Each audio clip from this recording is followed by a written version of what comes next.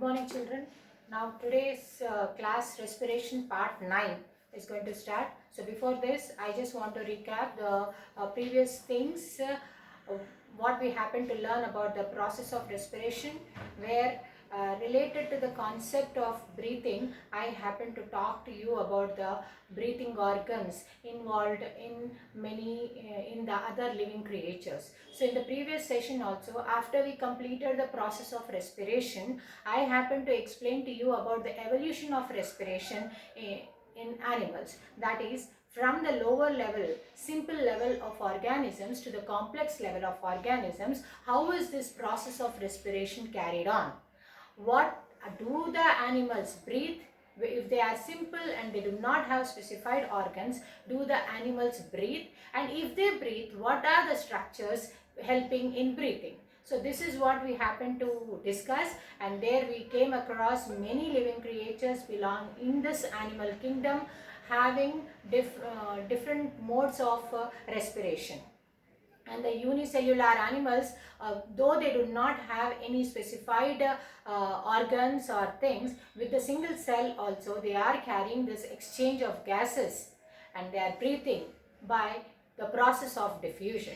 And next to that, we happen to talk about a little complex animals where the insects belonging to arthropoda, they would be undergoing respiration with the help of the breathing organs called trachea, which we call it as tracheal respiration.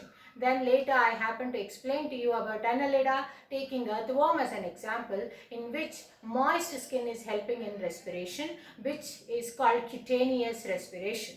And next, when we happen to come over to the vertebrates, there I started with Pisces or fish, the most familiar animal for all of you, that it is an aquatic animal which would be breathing with the help of gills. This is a peculiar type of respiration, and where the gills are helping in intake of oxygen dissolved in water and give away carbon dioxide into the water. So this is that respiration with the help of gills as the breathing organs in fish is called branchial respiration. And later coming to the amphibians, where frog I had taken as an example, which is having a dual mode of life. It exists in water as well as on land. So when it is on land, it is breathing with the help of lungs. But when it is in water, it is breathing with the help of moist skin once again. So in water it is undergoing cutaneous respiration, breathing organ being moist skin. But when it is on land, it is breathing with the help of lungs, which is called pulmonary respiration. And next to that, amphibians, the reptiles, which includes snakes and crocodiles and alligators or turtles, that and lizards, they do breathe with the help of lungs. And aves, which is involving birds, so all the birds also breathe air with the help of lungs. And mammals, already, where the human being was taken as an excellent example, where I happen to tell you about the lungs, importance of lungs, how they are involved in the exchange of gases, functioning of lungs and all that. Now here I also told you that the respiration carried with the help of lungs as the breathing organs is called pulmonary respiration. So amphibians, when on land, reptiles, aves and mammals undergo respiration, which is called pulmonary respiration. So when we happen to discuss about so much about the animals and different types of organs involved, why not? What about plants? Yes. Plants, when we are considering them as a living creatures, they do undergo breathing. But what are the structures which are present in the plant which are helping in respiration? So plants also take in oxygen from the atmosphere and give away carbon dioxide into the atmosphere. But what are the structures present in the plants which are helping? Here I just want to tell you. So our next session is respiration class 9, which is taking the main topic as respiration in plants.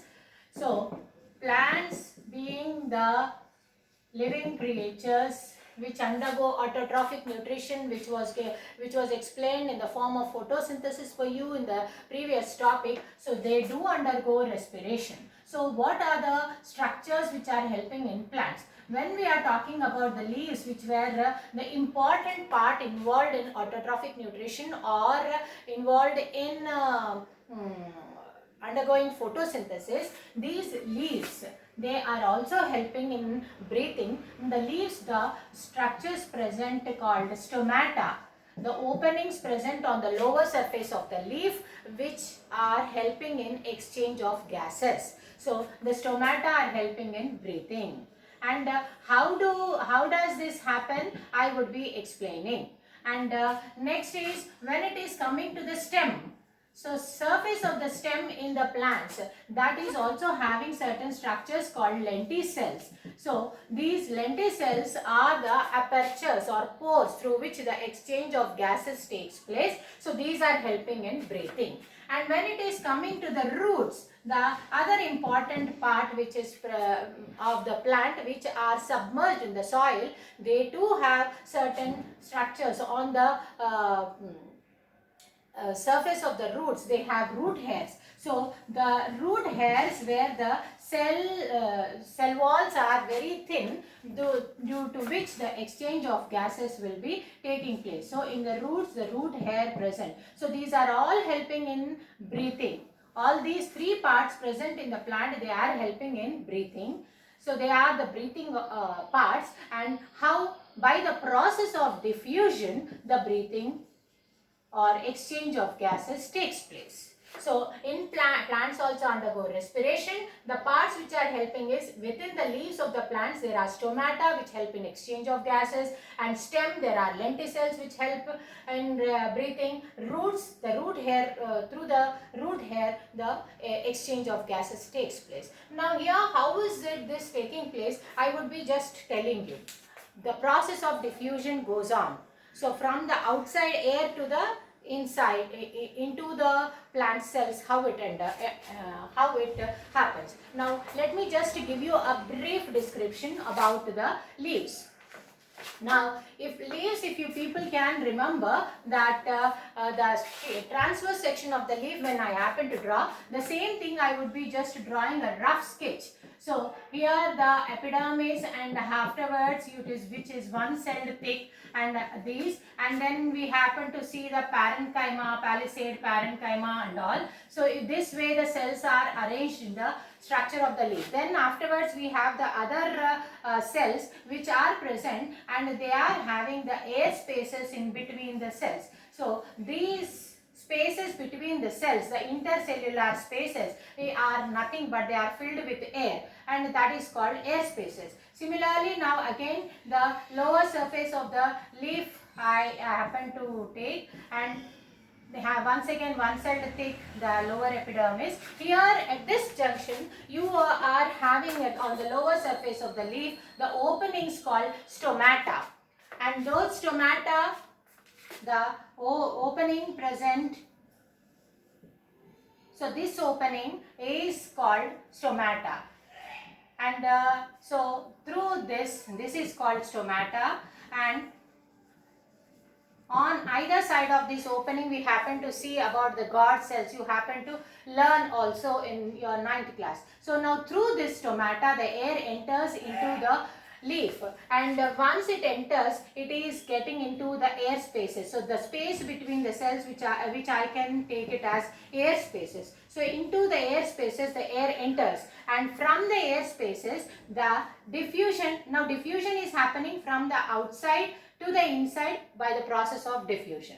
And here also once it enters into the air spaces, from the air spaces into the cells also the diffusion takes place. The oxygen gets inside and carbon dioxide comes outside, and this intake of oxygen and taking out carbon dioxide is happening by the process of diffusion. That means each and every cell is undergoing respiration, taking oxygen, but from where? From the air spaces. And how is this? How are these gases coming into the air spaces? Through the stomata. So the diffusion of the gases is happening from the air space into the cells, and from the air spaces and the stomata. The connection between outside and inside, that is stomata and air spaces, diffusion takes place, and here.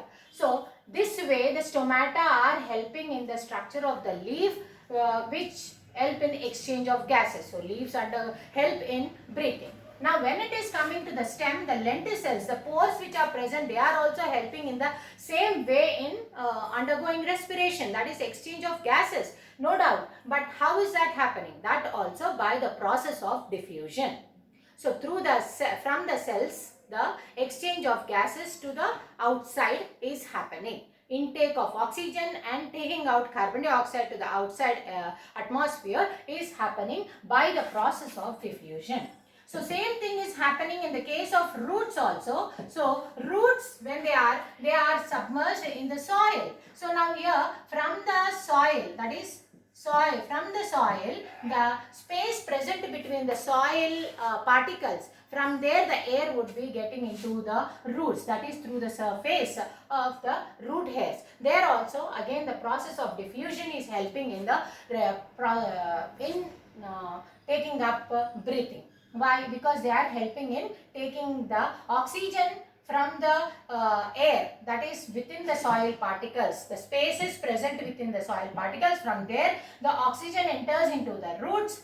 Oxygen enters into the roots, and then after respiration they give out carbon dioxide, which is again getting into the soil particles. So this is how the process of respiration is carried on in plants. Now this is common thing with the case of all the plants. Now let me just tell you some exceptional cases. There are certain plants which are you should be remembering about the mangroves.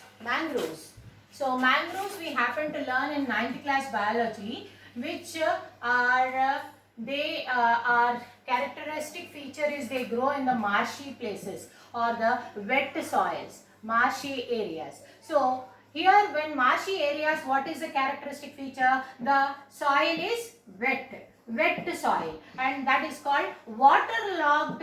The soil is completely waterlogged.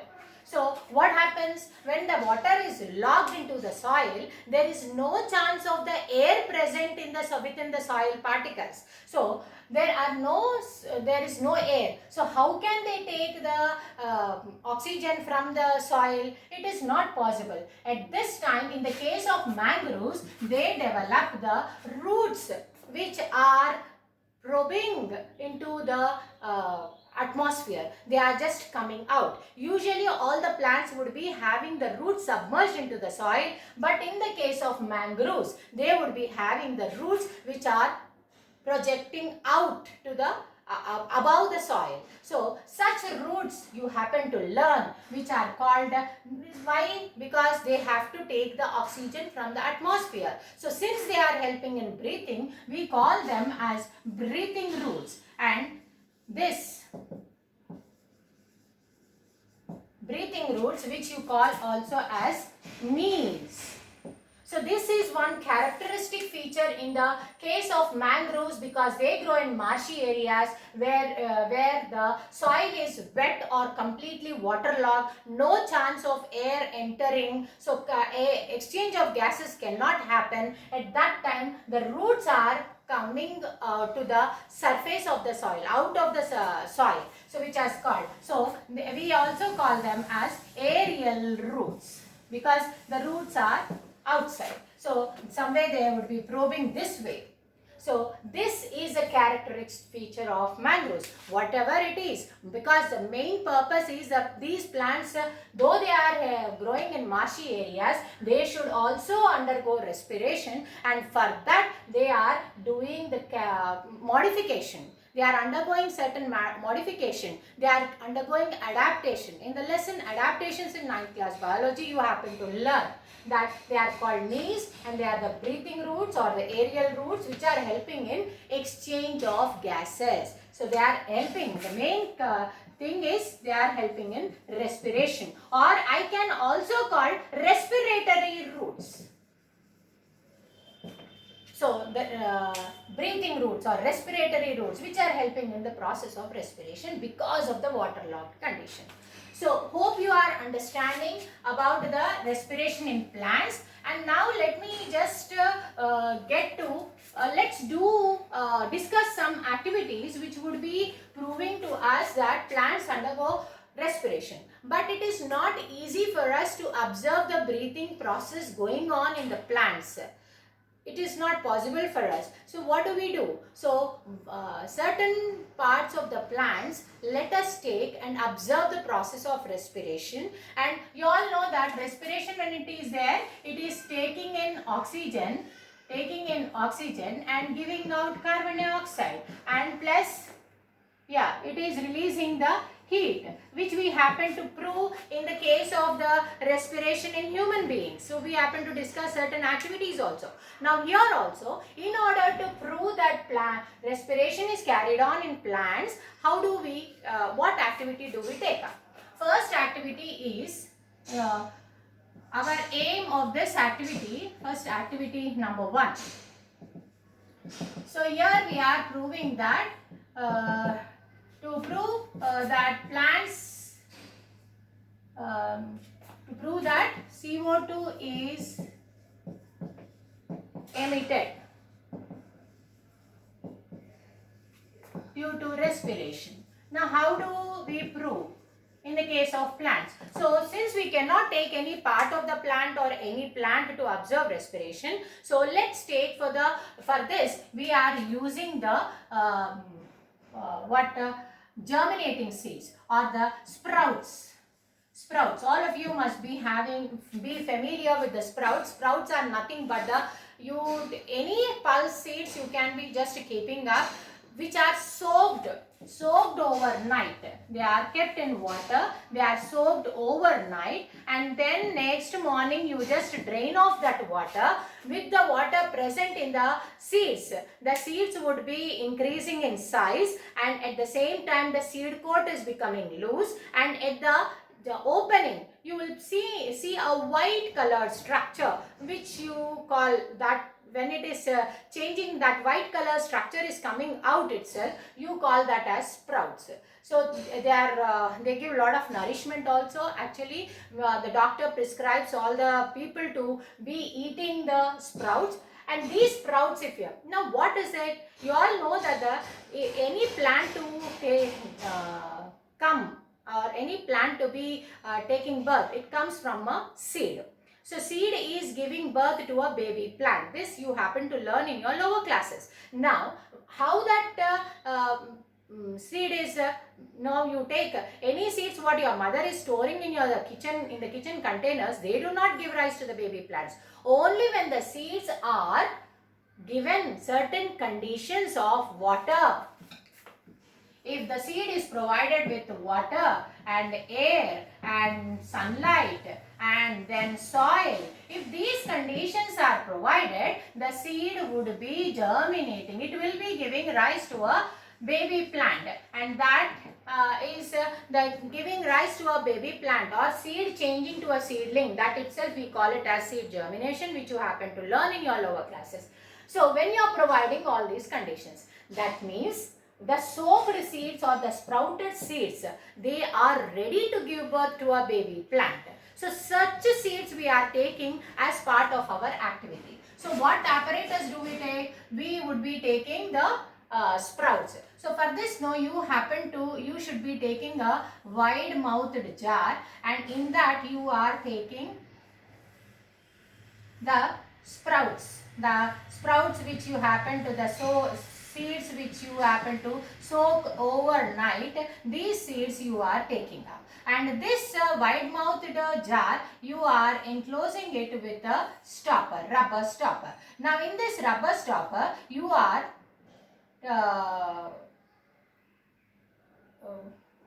what you do is, inside this jar itself, you take one small beaker, and this small beaker you just take up lime water. So this is lime water. Now this closed setup, you are taking one setup over here, and another this is A, and here one more setup you are taking with again wide mouthed container, which here you are taking dry seeds. from the kitchen container. The same green gram seeds, the dry seeds. These are the germinating seeds or sprouts, germinating seeds. And these are the dry seeds. Here, so two setups you are doing. This is A, this is B, and here also you are closing it with a stopper. Here also you are keeping a small beaker with the lime water in it. Now what is that?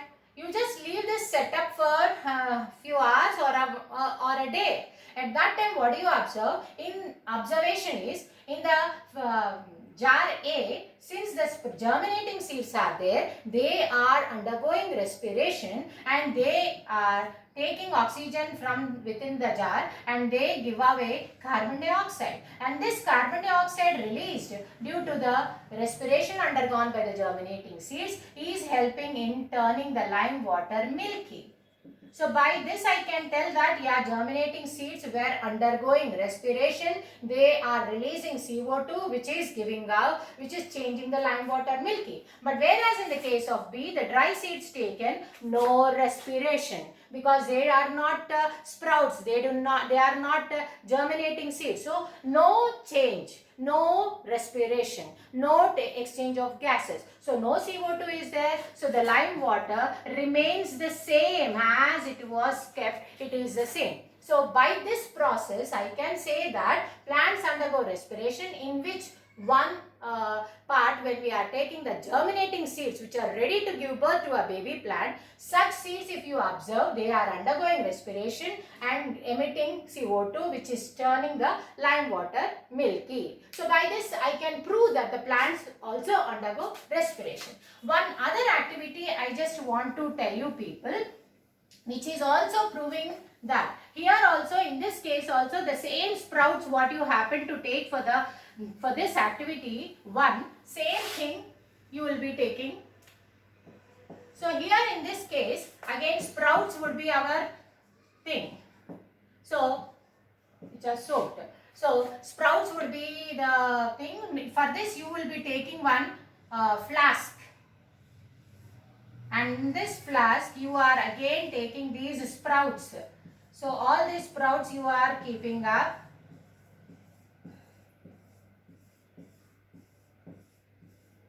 And this flask is again closed with a stopper, and this is a rubber stopper which is having two holes, and through which one hole you are seeing that the thermometer is passed. A thermometer is passed through one hole, and through another hole you are keeping a delivery tube or a bent tube. So two holed stopper through which. So these are the sprouts as you are taken in the previous experiment. Now here this thing, here you are having a beaker again which is again lime water. So here what with this activity you want to prove that CO2, no, not CO2, heat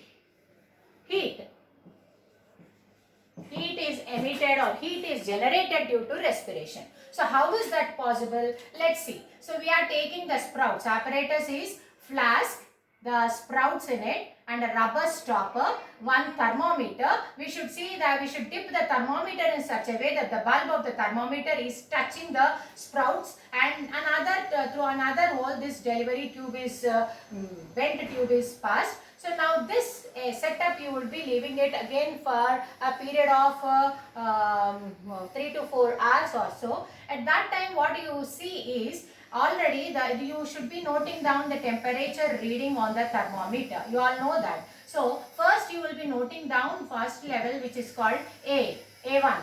So after some time, these sprouts which are called germinating seeds ready to give birth to the baby plant, so they are undergoing respiration. So when they are undergoing respiration, no doubt they are giving out CO2, and this CO2 is passing through this bent tube, and when it is exposed here, it is changing the lime water milky, which we proved in the previous experiment also. But what is happening? Due to the respiration, the certain energy is coming out in the form of heat, due to which the reading will be slight increase in the reading. You will see that after some time you will see the reading has changed to A2.